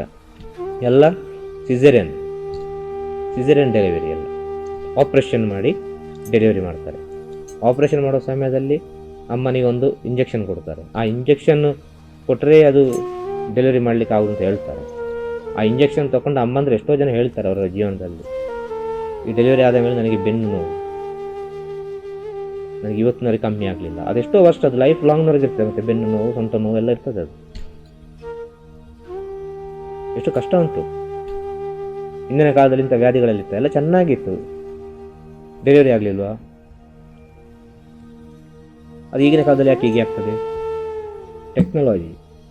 ಒಂದು ಒಳ್ಳೆ ನಂಬಿಕೆಸ್ತರು ಏನಾದರೂ ಒಂದು ವಿಚಾರ ಹೇಳಿದರೆ, ಒಂದು ಸಿದ್ಧ ವೈದ್ಯರು ಅಲ್ಲ ಕೆಲವೆಲ್ಲ ಔಷಧದ ಪರಿಚಯ ಇದ್ದವರು ಏನಾದರೂ ಒಂದು ವಿಚಾರಗಳನ್ನು ಹೇಳಿದರೆ ಯಾರೂ ಒಪ್ಪುವುದಿಲ್ಲ. ಇವತ್ತಿನ ಕಾಲದಲ್ಲಿ ಹಲವಾರು ಸಂದೇಹಗಳು ಬರ್ತದೆ. ಇದು ನಾನು ಊಟ ಮಾಡಿದ್ರೆ ಏನಾಗ್ಬೋದು ನನಗೆ ಅಂತೇಳಿ. ಆದರೆ ಮೆಡಿಸನಿಂದ ಬರುವ ತೊಂದರೆಗಳು ಅರ್ಥವೇ ಆಗುವುದಿಲ್ಲ, ಖಂಡಿತವಾಗಿ ಅರ್ಥ ಆಗುವುದಿಲ್ಲ. ಒಂದೊಂದು ಮೆಡಿಸಿನ್ಗಳಲ್ಲಿ ಸೈಡ್ ಎಫೆಕ್ಟ್ ಕೊಟ್ಟು ಬಿಡ್ತದೆ.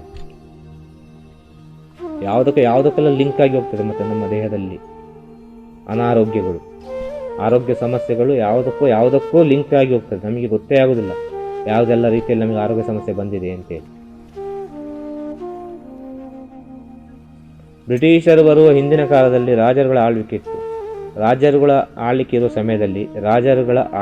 ಸಮಯದಲ್ಲಿ ಎಲ್ಲರೂ ದಷ್ಟಪುಷ್ಟವಾಗಿದ್ದರು. ಒಂದು ಆನೆಯನ್ನೇ ಸೋಲಿಸ್ತಿದ್ರು, ಆನೆ ಒಟ್ಟಿಗೆ ಫೈಟಿಂಗ್ ಮಾಡ್ತಾಯಿದ್ರು, ಹುಲಿ ಒಟ್ಟಿಗೆ ಫೈಟಿಂಗ್ ಮಾಡ್ತಾಯಿದ್ರು. ಅಷ್ಟು ಶಕ್ತಿ ಇತ್ತು ಮನುಷ್ಯರಲ್ಲಿ. ಈಗ ಎಲ್ಲಿ ಹೋಯ್ತು ಶಕ್ತಿ? ಈಗ ಒಂದು ಆನೆ ಬಂದರೆ ನಾವು ಓಡ್ತೇವೆ, ಒಂದು ಹುಲಿ ಬಂದರೆ ನಾವು ಓಡ್ತೇವೆ. ಇಂದಿನ ಕಾಲದಲ್ಲಿ ಆಗಲ್ಲ. ಆ ಹುಲಿಯ ಮುಂದೆ ನಿಂತು ಫೈಟಿಂಗ್ ಮಾಡ್ತಾಯಿದ್ರು. ಆದ ಕಾರಣ ಕಾಡಿಗೆಲ್ಲ ಬೇಟೆಗೆ ಹೋಗ್ತಿದ್ರು ಧೈರ್ಯದಲ್ಲಿ. ವೀರತ್ವ ಇತ್ತು, ವೀರರಾಗಿದ್ದರು. ಈಗಿನ ಕಾಲದಲ್ಲಿ ವೀರ ಇಲ್ಲ.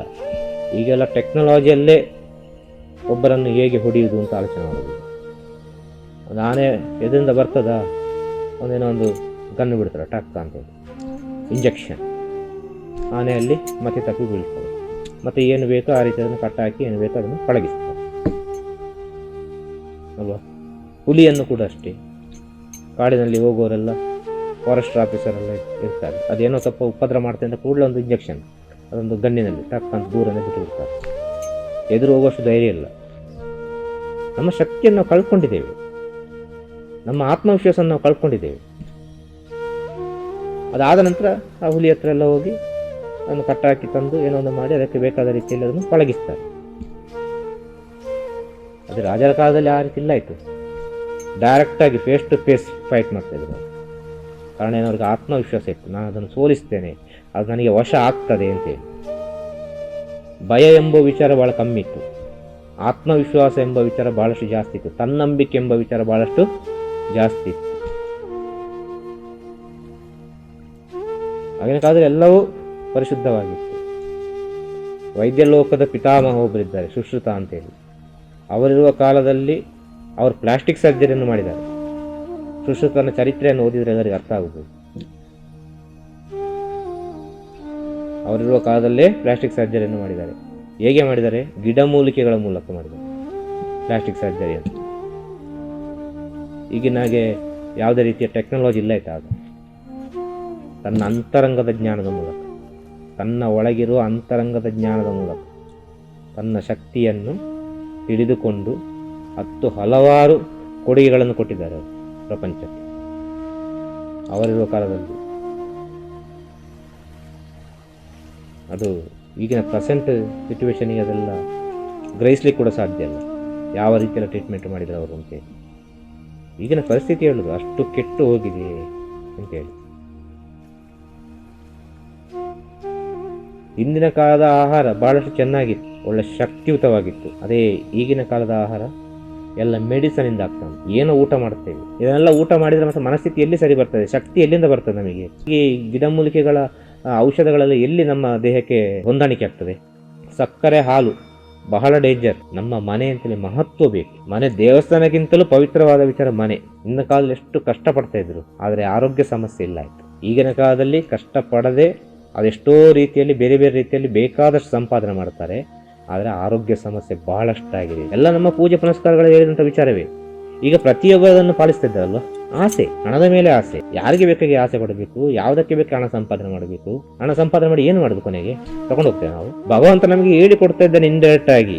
ಅದೇ ಭಗವಂತ ಪುಣ್ಯವನ್ನು ಸಂಪಾದನೆ ಮಾಡಲಿಕ್ಕೆ ದೇವಸ್ಥಾನದ ಹೊರಗೆ ಕೂಡ ಒಂದು ಆಪ್ಷನ್ ಇಟ್ಟಿದ್ದಾನೆ. ಭಗವಂತನ ಹತ್ರ ಹೋಗಿ ಎಲ್ಲರೂ ಬೇಡುದೆ. ಯಾರು ಶ್ರೀಮಂತರಿಲ್ಲ ಪ್ರಪಂಚದಲ್ಲಿ. ಸುಮ್ಮನೆ ಭಗವಂತ ವ್ಯಾಧಿಯನ್ನು ಸೃಷ್ಟಿ ಮಾಡಲಿಲ್ಲ. ಒಂದು ಒಳ್ಳೆಯ ವ್ಯಕ್ತಿ ಆಸ್ಪತ್ರೆ ಒಳಗೆ ಹೋಗಿ ಬಂದ್ರೆ ಅವನ ಜೀವನದಲ್ಲಿ ಪರಿವರ್ತನೆ ಆಗಲೇಬೇಕು. ಮನುಷ್ಯ ಯಾವಾಗ ಈಶತ್ವವನ್ನು ಪಡಿತಾನೆ ಆಗ ಅವ ಮನುಷ್ಯನಾಗು. ಸರ್ವ ಜೀವರಾಶಿಗಳನ್ನು ನಾವು ಗೌರವಿಸುವುದು ಪ್ರೀತಿ. ನಾವು ಆಡಿದ ಮಾತುಗಳೇ ನಮಗೆ ತಿರುಗಿ ಬರುವುದು. ನಾವು 100 ಪ್ರಮಾಣದಲ್ಲಿ ಕೆಟ್ಟದನ್ನು ಮಾತಾಡಿದರೆ ಆ ಭಗವಂತ 1000 ಪ್ರಮಾಣದಲ್ಲಿ ನಮಗೆ ಕೆಟ್ಟದನ್ನು ಕಳಿಸ್ತಾನೆ. ನಮಗೆ ತಡ್ಕೊಳ್ಳಿಕ್ಕೆ ಶಕ್ತಿ ಇಲ್ಲ. ಆಗ ಇಂಥ ಮಹಾಪುರುಷರು ಬಂದೇ ಪ್ರಪಂಚ ಪರಿವರ್ತನೆ ಆಗಲಿಲ್ಲ, ಮನುಷ್ಯರು ಕೇಳಲಿಲ್ಲ. ಬೆರಳಿಕೆ ಅಷ್ಟು ಮನುಷ್ಯರು ಕೇಳಿದ್ದಾರೆ. ಗುರುಗಳು ಹೇಳಿದ ಮಾತುಗಳನ್ನು ಅವರವರ ಜೀವನದಲ್ಲಿ ಅವರು ಪಾಲಿಸಿದ್ರೆ ಅವರವರ ಜೀವನ ಯಾವ ರೀತಿ ಇದೆ ಅಂತ ಅವರಿಗೆ ಗೊತ್ತು. ಪಾಲಿಸ್ಲಿಲ್ಲ, ನಾವೇನ್ ಮಾಡುದು? ಅದೇ ರೀತಿ ನಾವು ಹೇಳೋ ವಿಚಾರನ ಎಲ್ಲ ಪಾಲಿಸಬೇಕು ಅಂತ ಹೇಳೋದಲ್ಲ, ಆದ್ರೆ ಒಂದು ಕಾಲಕ್ಕೆ ಇದು ಖಂಡಿತವಾಗಿ ಬೇಕಾಗ್ತದೆ. 2 ವಿಧದಲ್ಲಿ ಈಗ ಆರೋಗ್ಯ ಸಮಸ್ಯೆ ನಾವು ನೋಡಿ ಆಯ್ತು.